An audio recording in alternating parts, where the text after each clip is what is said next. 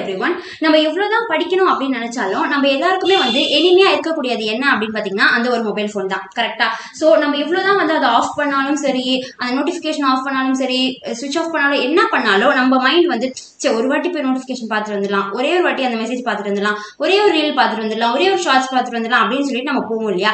So இந்த மாதிரி இருக்க நம்ம மைண்டை வந்து நம்ம எப்படி வந்து ஏமாத்தி அந்த போனையே எடுக்க விடாம பண்றது எப்படி அப்படின்னு பாத்தீங்கன்னா ஒரு சூப்பரான ஒரு டெக்னிக் தான் அது. என்ன அப்படின்னு பாத்தீங்கன்னா கிரே ஸ்கேல் கலர் ஃபில்டர்.